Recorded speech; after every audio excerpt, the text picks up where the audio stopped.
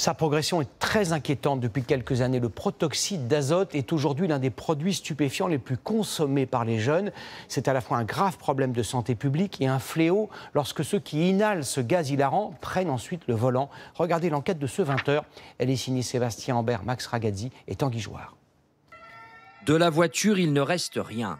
C'était le 1er janvier 2019, à bord deux jeunes hommes. Le passager blessé légèrement, mais le conducteur beaucoup plus sérieusement. Commotion cérébrale sévère.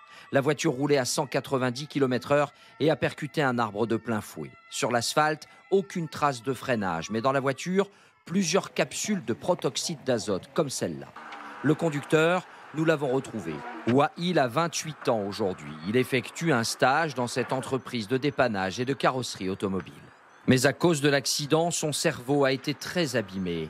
Aujourd'hui, il a du mal à parler et à se déplacer. Le protoxyde d'azote, j'ai inhalé, tout en conduisant, et malheureusement, un trou noir d'un coup, le cerveau. Il s'éteint, entre guillemets. Et je voyais un trou noir, tout était dilaté en moi, et j'ai percuté l'arbre de plein fouet. Aujourd'hui, Wail fait de la prévention dans les collèges et dans les lycées. Le nombre d'accidents de la route dans lesquels le protoxyde d'azote est suspecté se multiplie ces dernières années. Pourtant, la loi a changé. Depuis 2021, il est interdit à la vente dans les bureaux de tabac pour les mineurs. Bonjour madame, police nationale, on va vous demander les papiers du véhicule s'il vous plaît. Les forces de l'ordre ne peuvent rien faire, car la consommation n'est pas interdite. Dès lors que le protoxyde est légal, la personne peut détenir des capsules, par exemple, de protoxyde d'azote. Donc effectivement, s'il y a des capsules dans le coffre, elle est tout à fait libre de les détenir. Aujourd'hui, on n'a pas les moyens matériels de prouver que la personne a consommé. D'autant que si la vente est interdite dans les commerces pour les mineurs, on en trouve très facilement sur les réseaux sociaux ou sur des sites spécialisés. Et à aucun moment, on ne demande l'âge de celui qui commande ces capsules. Et là, on trouve sur le site des parfums, ananas, coco, fraises, kiwi.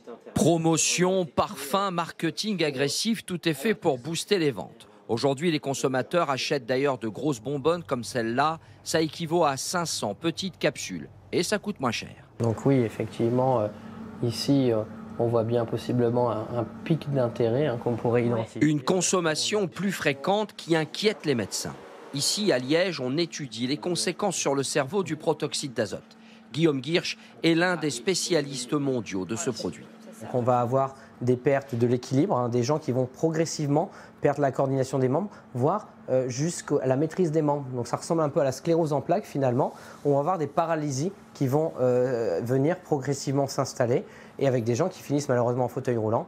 Autre problème, quand bien même les policiers pourraient faire des contrôles sur la route, aujourd'hui, on ne peut pas déceler le protoxyde d'azote. Ici, on utilise cette machine ultra performante de résonance magnétique nucléaire pour tenter de trouver des marqueurs. En quelques minutes, en fait, il va disparaître à la fois de l'air expiré et du sang. Donc on a des difficultés pour le dépistage. Plusieurs associations en France alertent les politiques pour faire interdire la consommation de protoxyde d'azote. Il y a urgence, il y a vraiment urgence là. Quand il y a des arrêts cardiaques, des paralysies, des choses comme ça, je veux dire, c'est vraiment l'usage détourné du couteau met en danger la santé et la vie de nos jeunes. En France, le protoxyde d'azote est la substance la plus consommée par les jeunes de moins de 25 ans, après l'alcool et le tabac.